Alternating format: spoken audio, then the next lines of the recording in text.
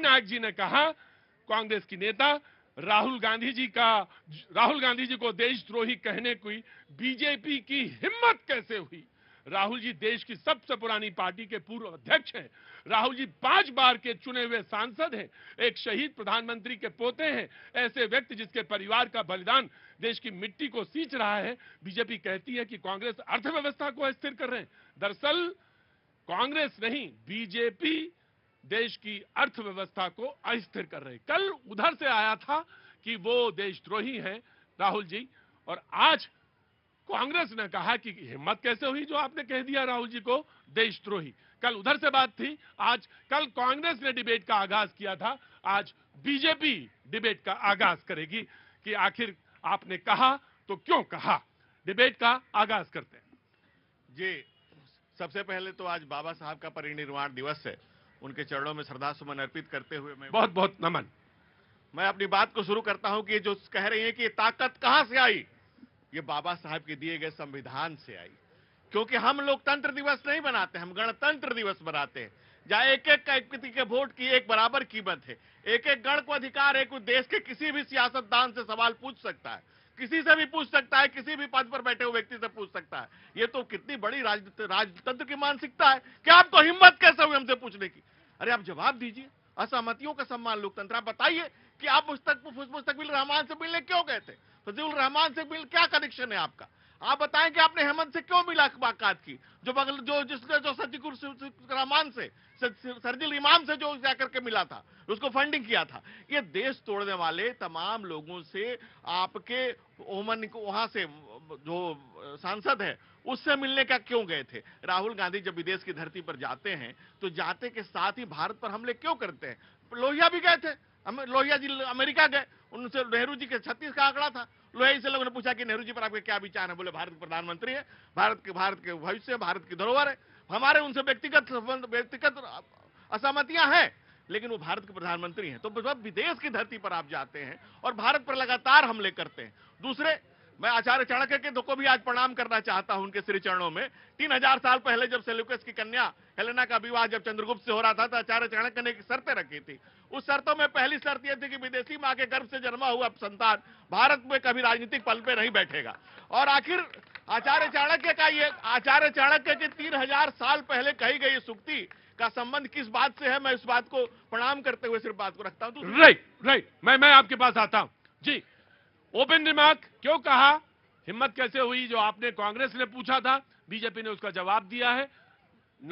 आपके 1 minute 30 second आपके।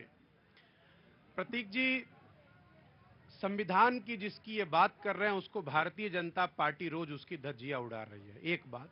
दूसरी सबसे इंपॉर्टेंट बात, इतिहास के पन्ने अपने आप को दर्ज कराते हैं। भारत संबित पात्रा हो या उनकी वो पार्टी हो या उनकी पेरेंटल आइडियोलॉजी फॉलो करने वाले आरएसएस हो, शुरू से उनकी वो विचारधारा रही हो, चाहे पंडित नेहरू हो, चाहे राजीव गांधी हो, इंदिरा गांधी हो, महात्मा गांधी हो, गाली देना, बेइज्जत करना तो इनके रग रग में बसा हुआ है। तो इन्होंने राहुल गांधी को अगर कुछ भला बुरा कह दिया तो बहुत ज्यादा इस पे आश्चर्य इसलिए नहीं करना चाहिए कि ये उसी आइडियोलॉजी को फॉलो करते हैं कि जब देश गुलाम था, पूरा देश गांधी के नेतृत्व में आजादी के लिए लड़ रहा था, तो भारत छोड़ो आंदोलन में अंग्रेजों के लिए भर्ती करा रहे।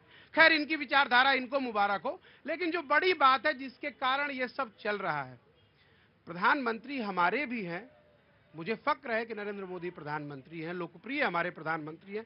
लेकिन दिक्कत यह है कि पिछले 10 सालों में प्रधानमंत्री जहां जहां गए, जिस महीने गए उसके अगले महीने अडानी को कॉन्ट्रैक्ट मिलता है। और ये बात मैं नहीं कहता हूं, ऑस्ट्रेलिया का पूर्व प्रधानमंत्री और केनिया का वर्तमान प्रधानमंत्री कहता है कि मुझे अडानी से मिलवाया नरेंद्र मोदी जी ने। मैं ये नहीं कहता हूं क्योंकि मेरे प्रधानमंत्री हैं कि वो एजेंट के रूप में उसके काम करते हैं, ना ये मेरे विचार है ना मेरे संस्कार है। मैं इसे हिंदी में भी नहीं कह सकता हूं कि भैया अडानी के लिए वो दलाली कर रहे हैं, क्योंकि मेरा संस्कार मुझे इस बात की इजाजत नहीं देता। वो मेरे लोकप्रिय तो चले जा रहे हैं सब, सुनिए, वो मेरे लोकप्रिय प्रधानमंत्री हैं। लेकिन मुझे दुख इस बात का है कि राजनीतिक स्तर पर आप इतने विवेकहीन और विचारहीन हो गए कि आप उन शहीदों के परिवार को गाली दे रहे हो, क्योंकि आपके इतिहास में कहीं कोई शहीद नहीं है। अगर एक का नाम आप सोचकर बताइएगा तो मुझे खुशी होगी, क्योंकि आपका इतिहास अंग्रेजों के साथ जुड़ा हुआ है, हमारा इतिहास अंग्रेजों को भगाने के साथ जुड़ा। आप बताइए, कांग्रेस के इतिहास में एक कांग्रेसी शहीद हुआ हो बताइए आप। कांग्रेस बताइए, कांग्रेस के इतिहास में एक भी अगर शहीद हुआ हो तो आप उसको खुलासा करिए। अरे आप तो देखिए हम ये मानते हैं कि पुरखे सबके एक है। ये अलग बात है कि एलन ऑक्टेवियो ह्यूब ने कांग्रेस की स्थापना की, रिचर्ड बैटनबर्ग से लेकर के विलियम बैटनबर्ग से लेकर के तमाम कांग्रेस के अध्यक्ष रहे।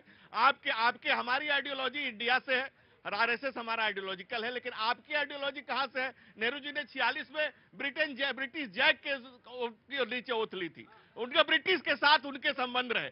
ये बताने की जरूरत नहीं है। दूसरी बात, आप महात्मा गांधी बहुत करते हैं। महात्मा गांधी की हत्या नारूराम गोडसे ने की, उसका मंदिर एक आदमी ने बनवाया, बाबू राम कुशवाहा मध्य प्रदेश में। वो कांग्रेस में क्या कर रहा है पिछले 20 साल से? वो कांग्रेस में कर क्या रहा है 20 साल से? दूसरा मैं ये नहीं कहता हूं कि भोपाल गैस कांड को किसने भगाया, कोतरोची को किसने भगाया और भोपोर्स कांड को किसने किया, ये सब बातें छोड़ दीजिए। आप बताइए कि पंडित नेहरू के लिए अकबर इलाहाबादी ने कहा था कि कौम के गम में खाते हैं डिनर हुक्काम के साथ, रंज लीडर को है मगर बड़े आराम के साथ। 14 साल पंडित नेहरू जेल में थे तो क्या था? टाइपराइटर था, स्विमिंग का समय था, वॉलीबॉल खेलने का समय था, ये जेल में थे पंडित नेहरू। आप कांग्रेस का एक अध्यक्ष स्तर का लाला लाजपत राय के चरणों में प्रणाम करते, उनको छोड़कर कोई एक व्यक्ति बता दीजिए जो कि गोली खाया हो, फांसी चढ़ा हो या काला पानी गया हो। इसके अलावा आप जिस संघ की बात करते हैं, संघ के संस्थापक डॉक्टर हेगड़ेवार 42 के आंदोलन में जंगल सत्याग्रह में जेल गए और आपकी सरकार ने 89 में महाराष्ट्र में इस डाक टिकट रिलीज किया, शहीदों की श्रृंखला, स्वतंत्रता सेनानियों की श्रृंखला आपका नाम लिया। तो या तो आपकी सरकार फर्जी है, या आप फर्जी हैं, या कांग्रेस ही पूरी फर्जी है। मैं आ जाऊंगा, डिबेट चले, बड़ा आनंद लीजिए आप जी। बड़ा सुंदर इन्होंने संघ चालीसा पढ़ा। मेरे मित्र बता दीजिए कि आजादी के 52 साल तक संघ के मुख्यालय नागपुर पे तिरंगा क्यों नहीं फहराया गया? क्या है आपकी देशभक्ति उस समय शक के दायरे में थी? बड़ा इतिहास, एक मिनट रुकिए, इतिहास के पन्नों को तोड़ मरोड़ देने से इंटायर पॉलिटिकल साइंस की डिग्री नहीं बन जाती। अगर इतिहास की किताबों को पढ़ेंगे तो उसमें कांग्रेस के शहीदों का नाम है और दूर जाने की जरूरत नहीं है। यही इंडिया गेट पे चले जाइए, वहां एक एक व्यक्ति का नाम लिखा हुआ है। लेकिन आपको ये बताना होगा, हल्ला नहीं, लेकिन आपको ये बताना होगा कि राष्ट्रीय स्वयंसेवक संघ ने 52 साल तक नागपुर मुख्यालय पे तिरंगा क्यों नहीं फहराया? राइट। देखिए क्या भगत सिंह को वो सम्मान दिया गया?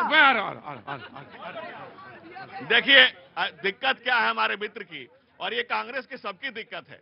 सवाल से भागने के लिए नया सवाल ले आते हैं। सवाल जो पूछा उसका कोई जवाब इनके पास है नहीं। भाई 52 साल तक झंडा इस देश में, जब जिंदल ने कोर्ट में केस किया और कोर्ट ने कहा कि सब कोई फहरा सकता है, तब फहराना शुरू हुआ। इसके पहले प्राइवेट संस्थानों पर झंडे नहीं फहरते थे।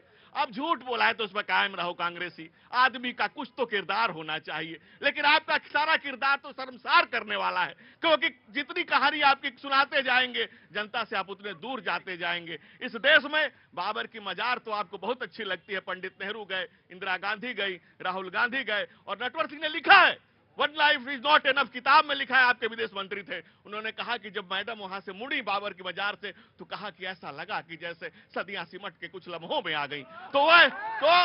और ये नटवर सिंह ने किताब में लिखा है भाई मेरे। और राहुल गांधी जब गए सोमनाथ के मंदिर में तो गैर हिंदू रजिस्टर साइन किया, अपने हाथ से किया।